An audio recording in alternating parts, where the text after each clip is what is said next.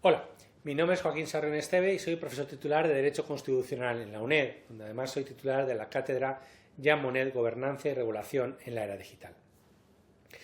En este segundo vídeo, en esta segunda parte sobre biotecnología y Unión Europea, vamos a hablar, a complementar lo que es los desafíos y oportunidades que plantea la regulación de la biotecnología en la Unión Europea. En el vídeo anterior vimos e introdujimos qué era la biotecnología y estuvimos viendo y analizando también cuáles eran las perspectivas y los objetivos de la futura ley de biotecnología europea o reglamento europeo sobre biotecnología. Y además tuvimos ocasión también de ver que actualmente no existe ninguna normativa específica armonizada en materia de biotecnología a nivel europeo y que lo que encontramos son diferentes normas específicas a nivel europeo o a nivel español sobre biotecnología, teniendo en cuenta que la biotecnología abarca tanto a la tecnología que se aplica en la investigación a seres humanos, personas, animales y plantas. Vimos en ese sentido cuál es el marco jurídico actual a 2026 en materia de investigación con seres humanos, con plantas, con animales, con organismos genéticamente modificados, etc. Y en esta segunda presentación, de forma complementaria, vamos a ver en esta segunda parte un elemento que es fundamental, que es esencial actualmente en la investigación biomédica y en la investigación con animales, etcétera, que es la evaluación científica y la figura de los comités éticos de investigación y cuáles son sus procedimientos para poder hacer un desarrollo, una investigación biotecnológica que sea segura y respetuosa con la normativa jurídica y los principios éticos aplicables en materia de investigación científica. En primer lugar, tenemos que considerar la Declaración de Helsinki, aprobada por la Asociación Médica Mundial de 2013, que determina que un comité de ética de investigación tiene un papel importante o muy importante en materia de evaluación científica. Y aunque eso se hizo en el marco de la Asociación Médica, y sobre todo para investigaciones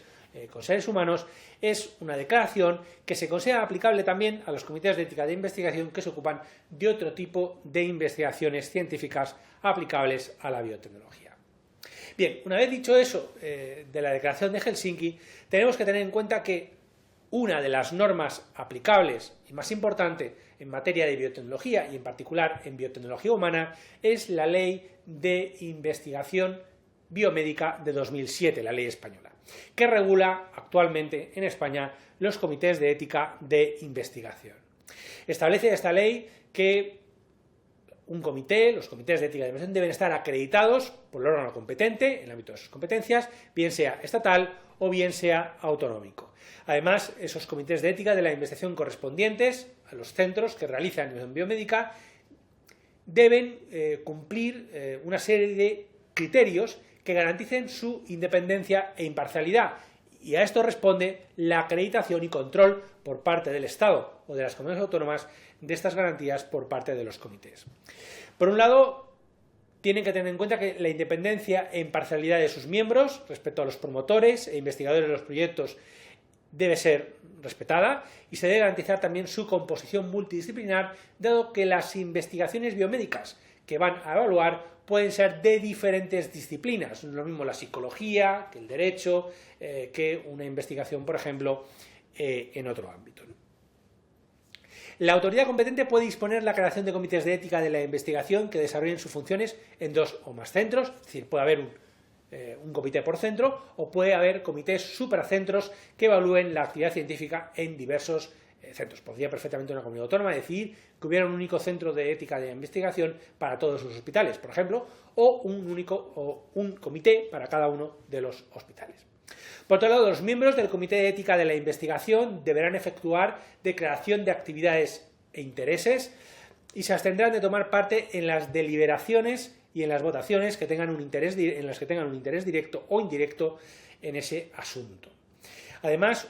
tiene que haber dentro de los comités de ética de la investigación un miembro delegado de protección de datos o con conocimientos en el Reglamento General de Protección de Datos, de conformidad con lo dispuesto en la disposición adicional 17 de la Ley Orgánica de Protección de Datos y Garantía de Derechos Digitales de 2018. Pero si el Comité de Ética de la Investigación se debe ocupar de la investigación con medicamentos, aquí tenemos una regulación específica europea, un reglamento europeo sobre ensayos con medicamentos y el Real Decreto español que lo desarrolla y que establece una especialidad. Los CEIM, o Comités Éticos de Investigación con Medicamentos, son CEIs, o Comités Éticos de Investigación, que además están acreditados conforme a esta normativa y, por tanto, están facultados o capacitados para evaluar proyectos de investigación con medicamentos.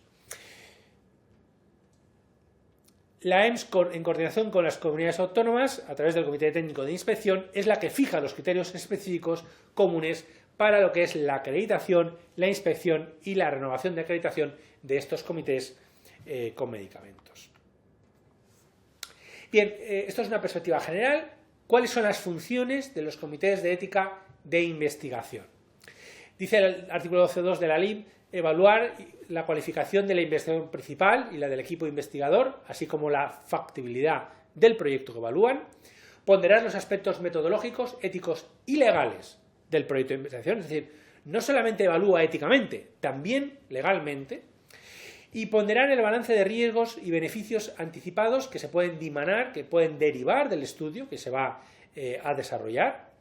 velar por el cumplimiento de los procedimientos que permitan asegurar la trazabilidad de las muestras de origen humano, sin perjuicio de lo dispuesto respecto a la legislación en materia de protección de datos, que también van a evaluar su aplicación, informar previa evaluación del proyecto de investigación toda investigación biomédica que implique intervención en seres humanos o utilización de muestras biológicas de origen humano, sin perjuicios de otros informes que deban ser emitidos. Por tanto, si la investigación implica intervención en seres humanos o utilización de muestras humanas, siempre se va a requerir la evaluación científica del comité. Pero es más, conforme a la normativa en materia de protección de datos, si hay datos personales en la investigación, también vamos a requerir en la práctica esa evaluación.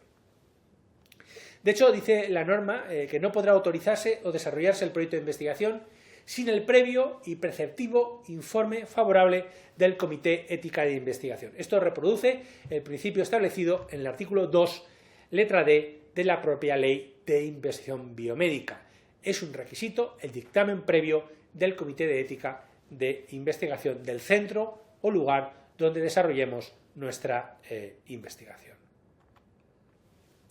También es función de los comités de ética de la investigación desarrollar códigos de buenas prácticas de acuerdo con los principios establecidos por el Comité Español de Ética de la Investigación y gestionar eventuales conflictos, expedientes de incumplimiento en su caso, si los hubiere, coordinar su actividad con la de otros comités similares en otras instituciones, velar por la confidencialidad y ejercer cuantas otras funciones les pudieran ser asignadas por otra normativa. Y para elegir esas funciones, los comités pueden requerir la información que precisen y, en particular, pues tener en cuenta el control de esa información. Por ejemplo, fuentes, cuantía de financiación de estudios, distribución de gastos, etc.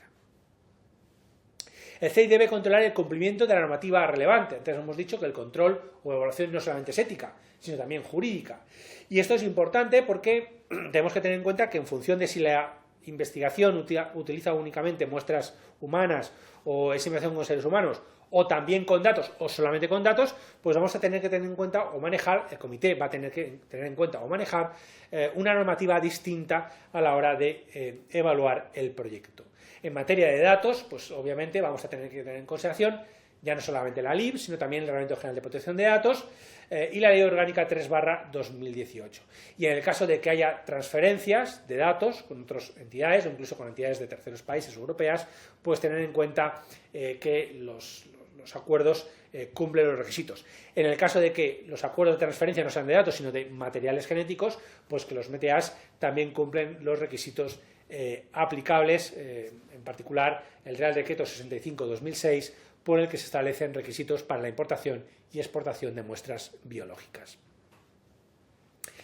Tienen obligación, evidentemente, también, y de ahí que antes he comentado que en el caso de que haya datos personales siempre va a requerirse obviamente la evaluación por parte del Comité de Ética y de Investigación, y es que la disposición adicional 17ª de la Ley Orgánica de Protección de Datos y Garantía de Derechos Digitales establece la obligación